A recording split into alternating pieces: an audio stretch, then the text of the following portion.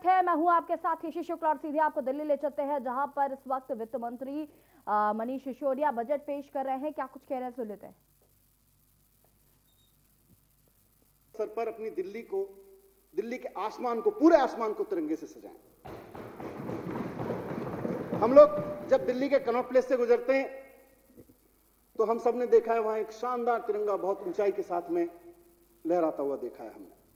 200 feet की ऊंचाई पर वो तिरंगा है और हम सब वहां से निकलते हैं। कोई भी हिंदुस्तानी वहां से निकलता है उसका मन देशभक्ति से ओतप्रोत हो जाता है।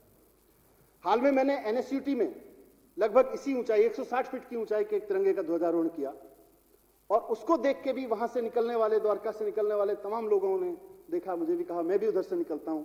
वहां से निकलते हुए एकदम मन देशभक्ति से रोमांचित होकर उठता है तिरंगे को लहराते हुए देख के। तो इस अवसर पर मेरा प्रस्ताव है कि आजादी की 75वें वर्ष में दिल्ली में रहने वाला हर एक नागरिक अपने घर से थोड़ी दूर के लिए भी निकले तो उसको कहीं ना कहीं आसमान में तिरंगा लहराता हुआ दिखाई देना चाहिए। और इसके लिए पूरी दिल्ली में 500 स्थानों पर शानदार तिरंगे लहराने का काम दिल्ली सरकार है। इन 500 तिरंगों के साथ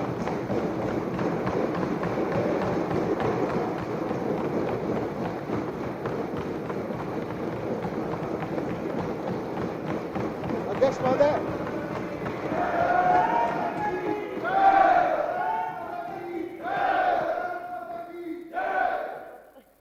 महोदय, इन 500 तिरंगों के साथ, आसमान की ऊंचाइयों में लहराते इन 500 तिरंगों के साथ हम अपनी दिल्ली को आजादी के 75वें साल में इस तरह से सजाएंगे कि आप दिल्ली में भले ही 1 या 2 किलोमीटर अपने घर से बाहर जाने के लिए निकलें, आपको कहीं शानदार तिरंगा लहराता हुआ नजर आए और आपके अंदर देशभक्ति की ज्वाला भड़क उठे, आपके अंदर देशभक्ति का रोमांच भड़क उठे।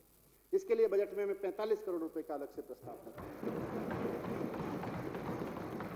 अध्यक्ष महोदय, आजादी के 75वें वर्ष के अवसर पर दिल्ली सरकार अपने स्कूलों में पढ़ रहे हर एक बच्चे को देशभक्ति के रंग में रंगने के लिए देशभक्ति पाठ्यक्रम की शुरुआत करने जा रही है। इसकी सब तैयारी हो गई है। इसके तहत रोजाना 1 पीरियड देशभक्ति की क्लास का होगा और इस पाठ्यक्रम के जरिए सुनिश्चित किया जाएगा कि हर एक बच्चा अपने मन की गहराइयों में अपने देश के प्रति, देश के लोगों के प्रति, बुजुर्गों के प्रति, बच्चों के प्रति, देश की व्यवस्था के प्रति, देश की महिलाओं के प्रति पूरे सम्मान से ओतप्रोत हो। हर पढ़े लिखा आदमी, देशभक्ति पाठ्यक्रम पढ़ा के हम सुनिश्चित करना चाहते हैं कि हर पढ़ा लिखा आदमी ऐसा कट्टर देशभक्त बने कि बड़ा होकर अगर किसी सरकारी पद पे बैठे तो रिश्वत लेने का अपराध करना तो दूर, एक रेड लाइट तोड़ने में भी सोचे कि मेरी देशभक्ति पे दाग लग जाएगा अगर मैंने व्यवस्था तोड़ी। हर पढ़ा लिखा व्यक्ति महिलाओं के प्रति सम्मान से पेश आए, पर्यावरण के प्रति अपनी जिम्मेदारी को ठीक से समझे और बखूबी निभाए। वो आपसी भाईचारे और सामाजिक समानता में भी देशभक्ति देखे। ऐसा देशभक्त नागरिक हम स्कूलों में तैयार करने का लक्ष्य रखते हैं। अध्यक्ष महोदय, गांधी जी से लेकर बाबा साहब तक, भगत सिंह से लेकर सुभाष चंद्र बोस तक तमाम स्वतंत्रता सेनानियों ने आजाद भारत की परिकल्पना एक सुशिक्षित राष्ट्र के रूप में की थी। देश की 95% आबादी आजादी के 75 साल के बाद भी उस क्वालिटी एजुकेशन तक नहीं पहुंच सकी है जिसकी हमने कल्पना की थी, जिसकी हमारी आजादी के मतवालों ने कल्पना की थी। इसलिए मुख्यमंत्री अरविंद केजरीवाल जी लगातार इस बात को कहते हैं कि हमें शिक्षा को जन आंदोलन बनाने की जरूरत है, हमें शिक्षा को जन आंदोलन बनाने की जरूरत है। आजादी के 75वें साल में हम इसकी शुरुआत दिल्ली से करेंगे, जन आंदोलन बनाने की। हम पढ़े लिखे और सफल युवाओं को, जो स्कूल से बाहर किसी बढ़िया कॉलेज में पढ़ रहे हैं, कोई बढ़िया नौकरी कर रहे हैं ग्रेजुएशन के बाद में, कोई अपनी पढ़ाई पूरी करने के बाद, तो हम पढ़े लिखे और सफल युवाओं को उन छात्रों की मदद के लिए तैयार करेंगे जो संसाधन और सूचना के अभाव में जूझ रहे हैं। इसके लिए यूथ एजुकेशन नाम से एक मेंटरशिप वॉलंटियर प्रोग्राम इस साल से शुरू की जाने की संभावना है और हम चाहते हैं कि आजादी के दीवानों ने जो सपना देखा था सुशिक्षित भारत का, उसे पूरा करने के लिए देश का हर एक युवा आगे आए और अपने से अगली पीढ़ी के बच्चों को एक एक बच्चे को आगे बढ़ाने के लिए जिम्मेदारी निभाए। एक और इसी क्रम में अध्यक्ष महोदय, हमारे बच्चों को देश की सीमाओं की सुरक्षा के लिए तैयार करने के लिए दिल्ली में हम एक नया सैनिक स्कूल और एक दिल्ली आर्म्ड फोर्सेस प्रिपरेटरी अकादमी शुरू करने का प्रस्ताव रख रहे हैं। देश में इस वक्त 33 सैनिक स्कूल हैं, लेकिन दिल्ली में एक भी नहीं है। हम दिल्ली का पहला सैनिक स्कूल दिल्ली में खोलेंगे और इसके साथ ही दिल्ली आर्म्ड फोर्स प्रिपरेटरी अकादमी भी शुरू करेंगे। यहां पर बच्चों की उनकी रेगुलर पढ़ाई के साथ साथ उनकी एनडीए में और सेना में भर्ती के लिए तैयार किया जाएगा। अध्यक्ष महोदय, अपनी जान की परवाह न करते हुए अपने फर्ज के लिए, अपने देश के लिए बहादुरी से लड़ने वाले सिपाहियों के परिवारों के लिए सम्मान और मदद के लिए 1 करोड़ रुपए की राशि देने की योजना शुरू की थी। इस योजना के तहत इस वर्ष अगले वित्त वर्ष 2020-21 में मैं 26 करोड़ रुपए का प्रावधान रखता हूं। अध्यक्ष महोदय, हमारे देश की सबसे बड़ी पूंजी हमारे देश में हुए, प्राचीन भारत में हुए हमारे मन और शरीर पर हुए अनुसंधान रहे हैं।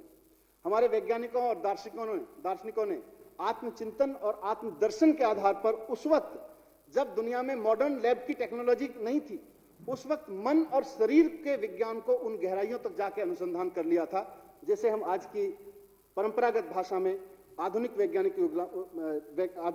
प्रयोगशालाओं में आज तक समझना संभव नहीं हो सका है। हमने हजारों साल के अभ्यास के बाद विकसित हुई इस परंपरा को नाम दिया था ध्यान और योग की परंपरा। आज हम गर्व करते हैं कि भारत ने पिछले सैकड़ों साल में दुनिया भर के लोगों को तन और मन से स्वस्थ रहने का विज्ञान और ध्यान योग के रूप में उपलब्ध कराया है। मैंने लॉस एंजलिस के वीडियो देखे हैं, जहां पर हजारों लोग हर सप्ताह ध्यान करने के लिए पार्कों में उमड़ के आते हैं। हर सप्ताह समाज में परंपरा बनी हुई है। हमारे यहां 1-2 दिन के कार्यक्रम के रूप में योग को जीवन में उतारने के कार्यक्रम तो चलते देखे हैं, लेकिन सरकार के स्तर पर समाज को जोड़ के निरंतर रूप से ध्यान और योग को सामान्य जन को उपलब्ध कराने की योजना नहीं रही है, जिसके कारण जरूरत और जिज्ञासा होने के बाद भी एक आम नागरिक को योग और ध्यान का वांछित लाभ नहीं मिल पाता। इसलिए मुख्यमंत्री श्री अरविंद केजरीवाल जी के नेतृत्व में दिल्ली सरकार ने तय किया है कि दिल्ली की अलग अलग कॉलोनियों में नागरिकों की मांग पर उन्हें ध्यान और योग के इंस्ट्रक्टर्स सरकार के द्वारा उपलब्ध कराए जाएंगे। इन ध्यान और योग के इंस्ट्रक्टर्स को दिल्ली सरकार द्वारा विशेष प्रशिक्षण दिया जाएगा और इस बार के देशभक्ति बजट में इसके लिए मैं अलग से 25 करोड़ रुपए की व्यवस्था कर रहा हूं। अध्यक्ष महोदय, आजादी के आंदोलन से लेकर 75 साल तक के आजाद हिंदुस्तान में भारतीय गीत, संगीत और कलाओं ने बहुत अहम भूमिका निभाई है। आजादी के 75वें साल में फेस्टिवल ऑफ इंडिया और इंडियन क्लासिकल म्यूजिकल फेस्टिवल के तहत भव्य कार्यक्रमों का आयोजन होगा और इनका थीम आजादी के आंदोलन से लेकर 75 साल की आजाद यात्रा और 100 साल तक के सपने पर रखा जाएगा। ऐसी हमारी योजना है। दिल्ली सरकार का, अध्यक्ष महोदय, हमेशा प्रयास रहा है कि हमारे बुजुर्ग नागरिकों के सम्मान और सुविधाओं की पूरी व्यवस्था हमारे शहर में उपलब्ध हो। बुजुर्गों के लिए मुख्यमंत्री तीर्थ यात्रा योजना इस दिशा में एक बड़ा मील का पत्थर साबित हुई थी। अब आजादी की हीरक जयंती हम मना रहे हैं, तो हम अपने बुजुर्गों के सम्मान को कैसे भूल सकते हैं। 75वें वर्ष के आयोजनों में एक महत्वपूर्ण कदम यह भी होगा कि हम अपने पूरी दिल्ली के 75 वर्ष से अधिक उम्र के वरिष्ठ नागरिकों को सम्मान करने के लिए पूरी दिल्ली में सम्मान समारोह आयोजित करेंगे। और यह कार्यक्रम दिल्ली में सक्रिय विभिन्न वरिष्ठ नागरिक संगठनों के साथ मिलकर आयोजित होंगे। इसके लिए अलग से 2 करोड़ रुपए की राशि की व्यवस्था की गई है। अध्यक्ष महोदय, मैं कुछ उन प्रमुख योजनाओं, कार्यक्रमों और परियोजनाओं का विवरण प्रस्तुत करूंगा जो 2021-22 के बजट का अभिन्न हिस्सा है और मैं समझता हूं कि ये, जैसा कहा कि 100 साल की दिल्ली, 100 साल का हिंदुस्तान कैसा होगा, उसकी आधारशिला है। सबसे पहले स्वास्थ्य सेवाओं के बारे में मैं बात करूंगा। 2020 का वर्ष ऐसा आया कि पूरी दुनिया में 2020 का साल स्वास्थ्य सेवाओं के नाम हो गया। दुनिया में शायद किसी ने भी कल्पना नहीं की होगी कि एक ऐसा दौर आएगा दुनिया में, लेकिन शायद यही हिंदुस्तान है। हमारे हिंदुस्तान के शायर वक्त से आगे चलते हैं। हमारे हिंदुस्तान के शायरों ने इसकी कल्पना में कुछ लिख दिया था बहुत पहले। बशीर बद्र साहब ने कोरोना के लिए शायद एडवांस में लिख दिया था कि कोई हाथ भी ना मिलाएगा अगर गले मिलोगे तपाक से। कोरोना के समय लॉकडाउन, 2 गज की दूरी, कोई हाथ भी ना मिलाएगा अगर गले मिलोगे तपाक से। ये नए मिजाज का शहर है, जरा फासले से मिलाकर। ये नए मिजाज की दुनिया है, इसमें फासले से मिलना कानूनी जरूरत है और कानूनी बात नहीं मानने पर जुर्माना है नए मिजाज की दुनिया में। लेकिन इसलिए कहा अध्यक्ष महोदय कि जैसे शायर ने पहले लिखा, शायद दिल्ली सरकार भी जाने अनजाने में इसकी पहले से तैयारी कर रही थी। हमने शिक्षा के साथ साथ हमेशा इस सदन से बजट पास किया है, उसमें स्वास्थ्य सेवाओं को इंप्रूव करने पर, उसको आधुनिकतम बनाने पर, उसको हर आदमी को सहजता से उपलब्ध कराने पर लगातार काम किया। तो ऐसा लग रहा है जैसे जाने अनजाने में मुख्यमंत्री अरविंद केजरीवाल जी के नेतृत्व में इसके लिए तैयारी की जा रही थी। और हमने 6 साल में जो सार्वजनिक स्वास्थ्य सेवाओं को सुदृढ़ किया, उसकी प्रगति ने शायद दिल्ली के लिए कोरोना महामारी के दौरान इसके प्रबंधन को सफल बनाया। आजादी के बाद 1951 के पहले जनगणना के उपलब्ध आंकड़ों के अनुसार उस समय दिल्ली में कुल 12 सरकारी अस्पताल थे 1951 के आंकड़ों के अनुसार, और कुल मिला के 17 डिस्पेंसरी थी अध्यक्ष महोदय। आज इस समय दिल्ली में 38 मल्टी स्पेशलिटी अस्पताल हैं, 181 एलोपैथिक औषधालय हैं, 496 आम आदमी मोहल्ला क्लिनिक हैं, 27 पॉलीक्लिनिक हैं, 60 प्राथमिक स्वास्थ्य केंद्र हैं, 46 आयुर्वेदिक यूनानी केंद्र हैं, 22 यूनानी केंद्र हैं, 107 होम्योपैथिक औषधालय हैं, 78 डे शेल्टर होम्स हैं मेडिकल के लिए, 311 नाइट शेल्टर होम्स को कवर करने वाली 22 मोबाइल क्लिनिक लगी हुई हैं, और 61 स्कूल स्वास्थ्य क्लिनिक दिल्ली के नागरिकों को स्वास्थ्य को देखभाल के लिए उपलब्ध हैं। महोदय, मैं इन सब संस्थानों से प्रत्यक्ष और अप्रत्यक्ष रूप से जुड़े हुए स्वास्थ्य क्षेत्र के अग्रिम पंक्ति के कार्यकर्ताओं, डॉक्टर, नर्स और सभी अस्पताल कर्मचारियों के प्रति आभार व्यक्त करना चाहता हूं, जिन्होंने महीनों तक 24 घंटे दिल्ली वासियों की सेवा की, और बाकी राज्यों से भी जो लोग दिल्ली में आए उनकी भी खूब सेवा की और उन्हें निर्बाध चिकित्सा देखभाल उपलब्ध कराई। उनका योगदान इस महामारी में नियंत्रण पर बहुत महत्वपूर्ण रहा है। यह मुख्यमंत्री अरविंद केजरीवाल जी की दूरदर्शिता थी कि दुनिया के सबसे विकसित शहरों में भी कोविड के दौरान चरमराती स्वास्थ्य की हालत को देखा उन्होंने और उनसे सबक लिया, और समय रहते कोविड के लिए होम आइसोलेशन की नई अवधारणा को दिल्ली में शुरू करवाया। देश का पहला प्लाज्मा बैंक भी मुख्यमंत्री जी ने दिल्ली में शुरू करवाया और जरूरतमंद रोगियों को निःशुल्क प्लाज्मा उपलब्ध कराना शुरू हुआ। होम आइसोलेशन और प्लाज्मा दोनों ऐसी व्यवस्थाएं थी, इनोवेटिव थी, और जिनकी वजह से दिल्ली का कोरोना मैनेजमेंट बाकी लोगों के लिए भी सीखने के लिए एक मिसाल बना, एक प्रेरणा बना। अध्यक्ष महोदय, वैक्सीन उपलब्ध हो जाने से इस रोग के खात्मे के लिए एक आशा की नई किरण जगी है। सरकार ने सबको समान रूप से वैक्सीन उपलब्ध कराने के लिए एक योजना बनाई है, और वर्तमान में सरकार के पास रोजाना, जब मैं ये बात लिख रहा था तो 45,000 लोगों को रोजाना वैक्सीन लगाने की क्षमता है, और जिसे 1-2 दिन के अंदर अब बहुत जल्द 60,000 वैक्सीन पर डे लगाने की क्षमता में हम लोग तैयारी कर रहे हैं।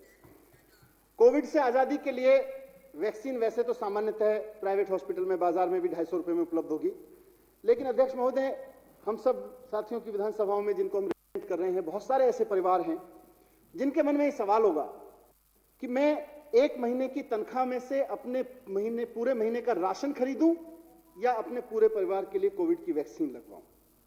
और आजादी के 75वें साल में यह सवाल देश के किसी भी नागरिक के मन में होना नहीं चाहिए था। दिल्ली में हमारी सरकार ने निर्णय लिया है कि दिल्ली के लोगों को कोविड की वैक्सीन सरकारी अस्पतालों में लगातार निःशुल्क ही उपलब्ध कराई जाए। इस नई योजना आम आदमी निःशुल्क वैक्सीन के लिए मैं 50 करोड़ रुपए की राशि अलग से प्रस्तावित कर रहा हूं। अध्यक्ष महोदय, कोविड से मिले हुए अनुभवों को ध्यान में रखते हुए स्वास्थ्य सेवा में विस्तार के लिए सरकार ने विभिन्न परियोजनाओं के लिए 1293 करोड़ रुपए की राशि आवंटित की है। ये परियोजनाएं हैं ज्वालापुरी, सिरसपुर, मादीपुर, विकासपुरी में नए अस्पतालों का निर्माण, 19 मौजूदा अस्पतालों को नया रूप देना, नए अस्पतालों और नए रूप देने का काम पूरा हो जाने के बाद अस्पतालों के बिस्तरों की संख्या में 14,000 से अधिक की बढ़ोतरी हो जाएगी। बुराड़ी में, संजीव भाई बैठे हैं, बुराड़ी में 768 बिस्तरों के अस्पताल का निर्माण का काम पूरा हो गया और इसे कोविड के लिए 450 बिस्तरों के साथ खोल दिया गया है। इसी तरह अंबेडकर नगर अस्पताल भी जुलाई 2020 से कोविड रोगियों के लिए 200 बिस्तर उपलब्ध करा रहा है। द्वारका में निर्माणाधीन इंदिरा गांधी अस्पताल 1241 बिस्तरों की क्षमता के साथ अगले साल से अपना काम करना शुरू कर देगा।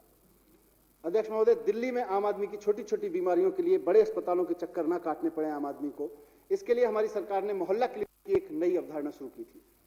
आज दिल्ली के अलग अलग मोहल्लों में लोग अपने आसपास वॉकिंग डिस्टेंस पे अपनी छोटी छोटी बीमारियों के लिए उन चिकित्सा सुविधाओं का लाभ ले रहे हैं जिसके लिए उन्हें या तो पहले लंबी लाइन में लगना पड़ता था या जेब से मोटे पैसे खर्च करके किसी प्राइवेट डॉक्टर के सामने खड़ा होना पड़ता था।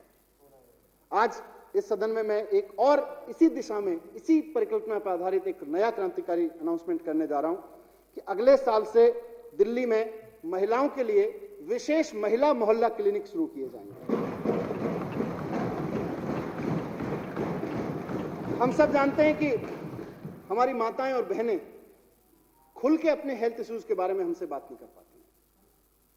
कोई महिला अगर मिडिल क्लास से है, अपर मिडिल क्लास से है, तो अपने आसपास कोई विमेन स्पेशलिस्ट ढूंढ लेती है, लेकिन middle class, lower middle income परिवारों में कोई महिला कभी भी स्त्री रोग विशेषज्ञ तक नहीं पहुंच पाती है।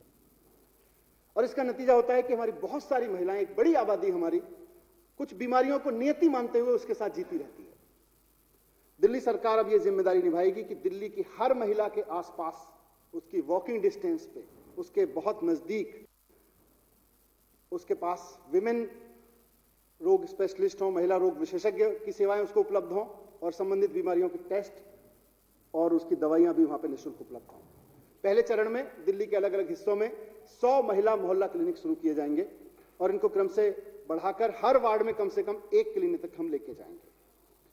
अपनी आधी आबादी को सम्मानपूर्वक स्वस्थ रखने की दिशा में 75 साल की आजादी के इतिहास में अब तक का सबसे महत्वपूर्ण कदम मैं समझता हूं यह होगा, और इस कदम को उठाने के लिए 75वीं सालगिरह से बढ़िया और मौका क्या हो सकता है। अध्यक्ष महोदय, स्वास्थ्य क्षेत्र में एक महत्वपूर्ण शुरुआत दिल्ली सरकार की ओर से 75वें वर्ष में की जा रही है। वो है दिल्ली के हर नागरिक को हेल्थ कार्ड जारी किया जाएगा और इसके साथ ही दिल्ली में online health information management system HIMS स्थापित किया जाएगा। इसमें दिल्ली के नागरिकों की बीमारी का, उनके इलाज का, उनकी टेस्ट रिपोर्ट का, उनकी दी गई दवाइयों का पूरा डेटाबेस इस HIMS में होगा और आदमी को एक हेल्थ कार्ड बना के दे दिया जाएगा। उसको जब भी अपने इलाज के लिए कहीं अस्पताल में जाना पड़े तो वो पुराने टेस्ट, पुराने रिकॉर्ड, पुराने वो बस्ते लेके जाने की जरूरत नहीं है। और deputy CM Manish Sisodia budget पेश कर रहे हैं और उन्होंने बताया कि महिलाओं के लिए मोहल्ला क्लिनिक उपलब्ध कराया जाएगा। फिलहाल यहाँ पर वक्त हो गया एक छोटे से ब्रेक का, जल्द हाजिर होंगे।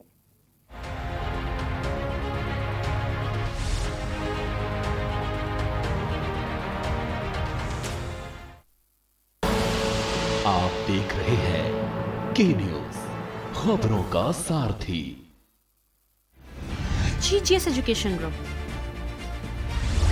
launches 20% discount on academic fee of courses MBA, BBA, BCA, BFSI and GM, D Pharma, B Pharma. Offers best infrastructure, best transport facility, best academic service and best placement service. Register today to avail 20% discount. Call 9971 496 497 or visit the campus Kanpur Lucknow Highway near Unnao.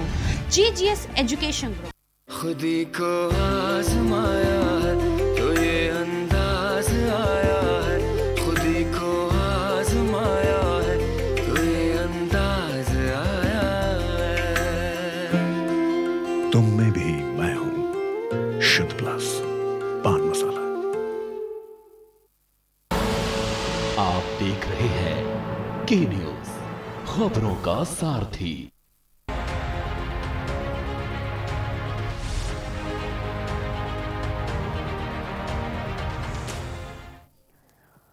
Break के बाद एक बार फिर से आप सभी का स्वागत है और सीधे आपको दिल्ली ले चलते हैं जहां पर मनीष सिसोदिया बजट पेश करें। क्या कुछ कहना सुन लेते हैं।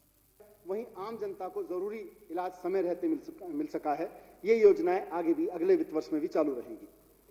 बेहतर स्वास्थ्य सेवा और बेहतर इलाज हर एक नागरिक का अधिकार है अध्यक्ष महोदय, और आजादी के 75वें वर्ष में अपनी स्वास्थ्य सेवाओं को इतना दुरुस्त किए जाने की जरूरत है ताकि हर एक नागरिक अपने परिवार को, अपने स्वास्थ्य को लेकर आश्वस्त रह सके। महोदय, मैं इस वर्ष 2020-21 के लिए स्वास्थ्य क्षेत्र में 9,934 करोड़ रुपए के बजट का प्रावधान करता हूं, जो कुल बजट का 14% है। अध्यक्ष महोदय, अब मैं दिल्ली की शिक्षा के संबंध में कुछ बात रखूंगा।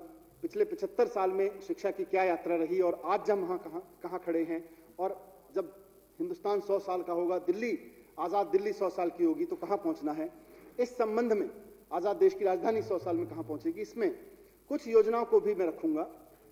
1951 के जनगणना के मुताबिक जो उनका सेंसस था, दिल्ली में सरकारी, गैर सरकारी, नगर निगम, एडेड सब मिला के 619 स्कूल थे और इनमें से ज्यादातर प्राइमरी स्कूल थे, हायर सेकेंडरी स्कूल तो केवल 62 थे। आज की दिल्ली में सभी प्रकार के स्कूलों की संख्या मिला के हो गई है 5,691।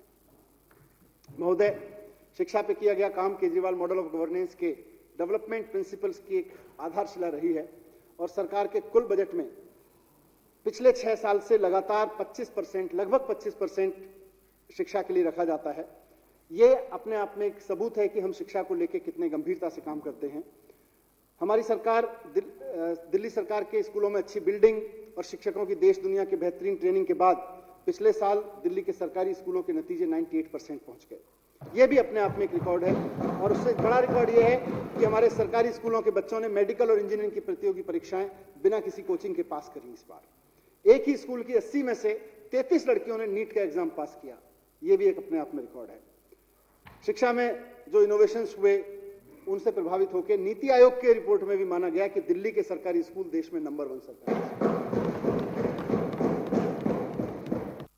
अच्छी स्कूल बिल्डिंग, शिक्षकों के बीच अच्छा वातावरण और शानदार रिजल्ट्स। इसके बाद हमें एजुकेशन की क्वालिटी पर कई और महत्वपूर्ण कदम उठाने हैं। हमने नर्सरी से 8वीं के बच्चों के लिए हैप्पीनेस क्लास की रोजाना शुरुआत की है, जिसके फलस्वरूप बच्चे अपने अंदर खुशी के फीलिंग्स को वैज्ञानिक तरीके से पहचानने लगे हैं।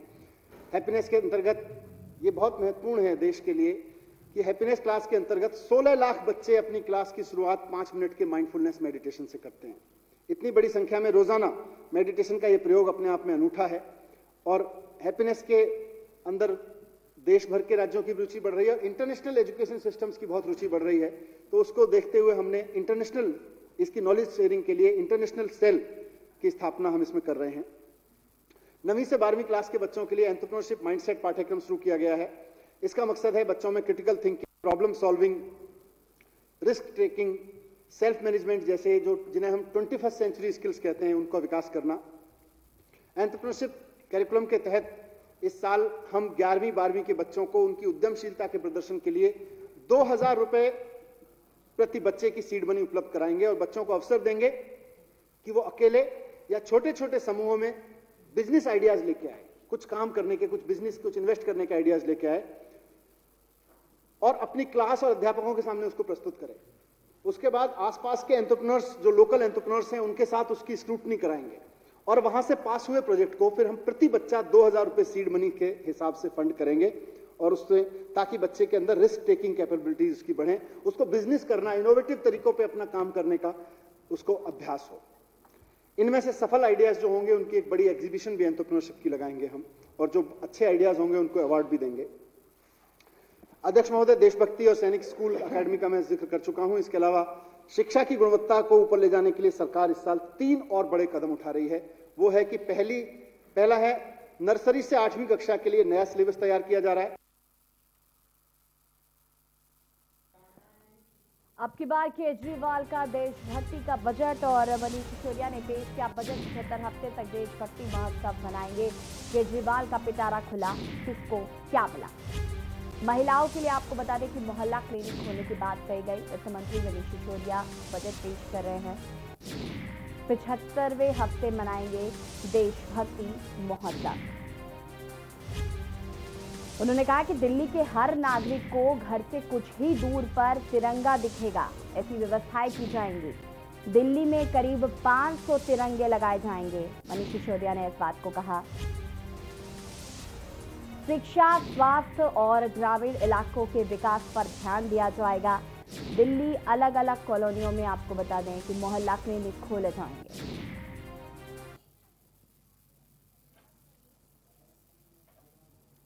और अब बढ़ेंगे खबरों में। लखनऊ से बड़ी